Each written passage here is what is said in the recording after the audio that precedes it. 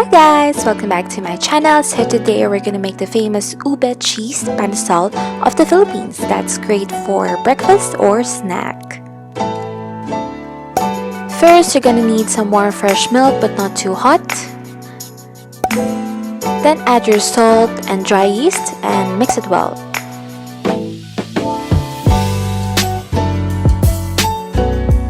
Let the mixture stand for about 5 to 10 minutes until it begins to foam vigorously. So we have to wait for the dry yeast to be activated. While setting aside the mixture, we're going to start with our second step. Next, add your flour into the mixing bowl. Then add sugar and salt. So basically, we're doing the dry ingredients first.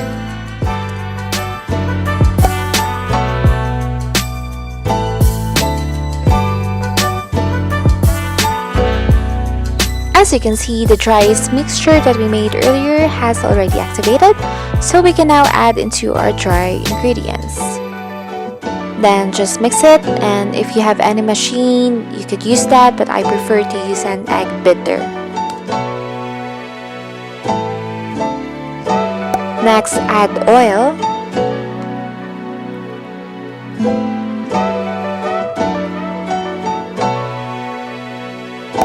Then add beaten eggs. And at this point, it was already hard for me to mix it, so I decided to use a fork. Now add the melted butter, and as you can see, the mixture is still gooey, so you can add flour in between until you reach the consistency that you want. And that's what I did. I just forgot to take a video, but it's still up to you. Next, add 2 teaspoons of vanilla extract.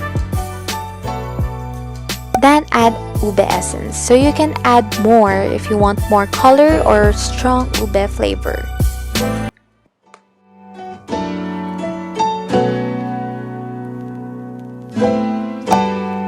Next, put your ube jam, or you can use ube halaya, but there's no halaya in my current location. The whole mixture makes a sticky dough, so it's better to place a little flour into your chopping board or flat surface. But as you start kneading with your hands, it will lessen the stickiness. This is the fun part, kneading the dough. So just push and fold, just repeat that until the dough is smooth.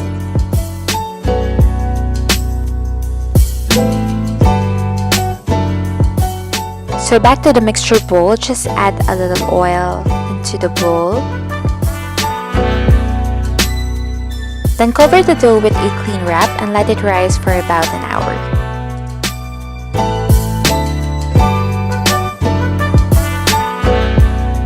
Now the dough has risen, so as you can see, it has doubled its size.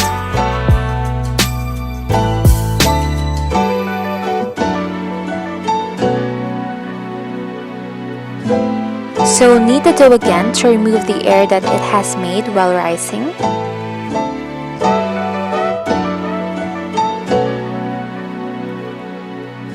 After kneading the dough, cut into half. You can store the other half if you want. I just want it to be easier.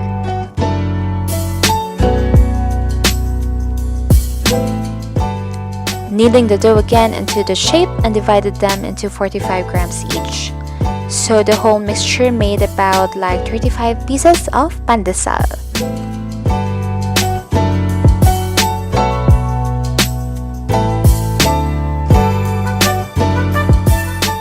Now I'm molding the dough into a circle and using a rolling pin just to get a proportion shape.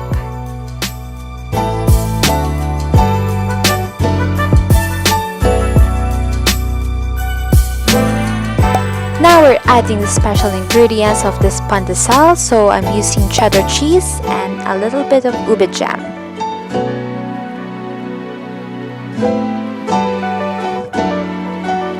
Make sure the dough is secured, so seal the edges by gathering the ends and pinching them to seal.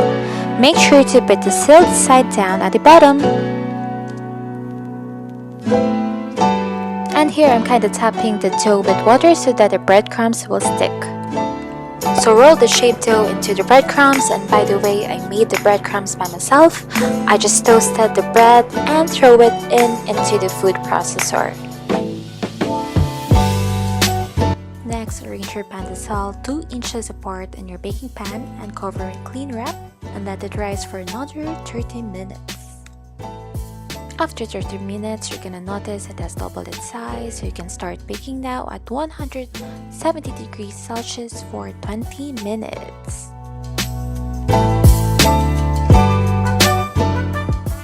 Ta-da! We're done, so let it cool for 10 minutes and serve while hot. So guys, it's really easy and delicious. It's really perfect for merienda, so you should give it a try, and thank you for watching. Ciao!